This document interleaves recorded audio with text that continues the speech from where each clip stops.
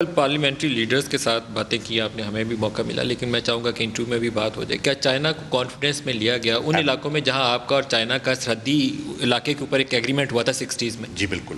اب اس نئے نقشے کے اوپر جو پاکستان کا پولیٹیکل میپ ہے، چائنا سے آپ نے کنسلٹ کیا؟ بالکل. اور China is fully on board? Absolutely. اور ایک اور سوال یہ ہے کہ بہت سے لوگوں نے اس کے اوپر سوال پوچھا کہ ہم نے وہ علاقے جو فاٹا کے پاکستان میں مرج کر دیے، جسے پہلے ڈیورنٹ لائن کہا جاتا تھا، وہ ہمارا انٹرنیشنل بارڈر ہم نے اسے ڈکلیئر کیا، اس کے اوپر پارلیمنٹری سٹیمپ آف اپروول لگا دیں تو اس کی سینکٹیٹی بہت بڑھ جائے گی. انشاءاللہ لگوائیں گے انشاءاللہ. دیکھیے پوری پارلیمنٹ کی، اب آپ نے کہا اسی فارن آفس میں ہر پارٹی موجود تھی، پیپلز پارٹی موجود. But it was not parliament نا، انفارمل آپ کی ایک میٹنگ ہوئی جس میں آپ نے کر لیا. آپ اس انفارمل سے رائے اور ذہن بناتے ہیں، ذہن بنائے. جب وہ ذہن بن چکا ہے، اس کو انڈورس کر دیا ہے سب نے، اس کی تو پارلیمان میں کب لے کے جائیں گے؟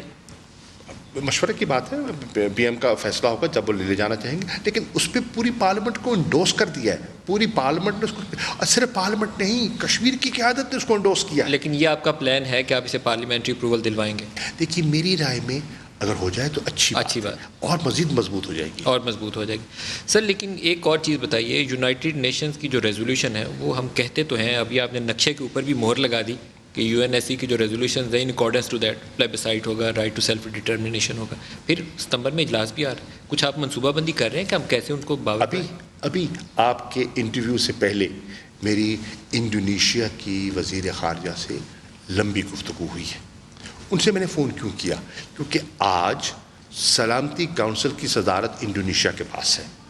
ہم نے ان کو درخواست موو کی تھی، ہم نے ریکویسٹ کی تھی، اور آج کے ایجنڈے پر جو سیکیورٹی کونسل کا ایجنڈا ہے اس پر اینی ادر بزنس کے اس پہ کشمیر کو ہم ڈسکشن زیر بحث لانا چاہتے ہیں. تو کیا رد عمل؟ اور ان سے ہم نے درخواست کی ہے، آپ کی امپارشیلٹی کو ہم نہ ڈاؤٹ کرتے ہیں نہ اس کو چیلنج کریں گے، آپ کی کنسسٹنٹ پالیسی سے میں آگاہ ہوں، لیکن آپ اس کو سٹیئر کیجیے.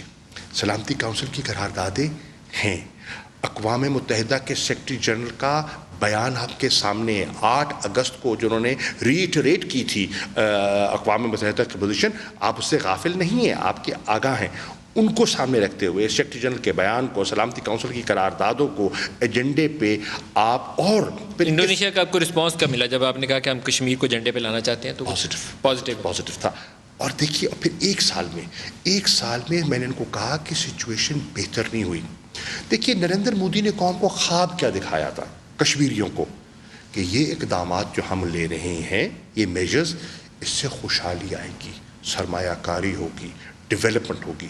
ایک خواب دکھایا گیا. ہوا کیا؟ 4.5 سے 5 ارب ڈالر کا نقصان ہو گیا کشمیریوں کا.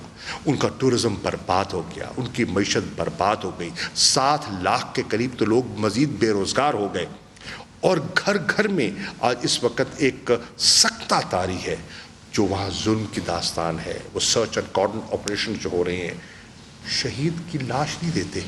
کیوں نہیں دیتے؟ وہ تو کہہ رہے تھے کہ ہم نے آپ کے لیے ایک نئی خوشی کی لہر آ جائے گی. یہ بتائیں، آپ خوش ہوتے ہیں تو پھر آپ کرفیو کیوں لگاتے ہیں؟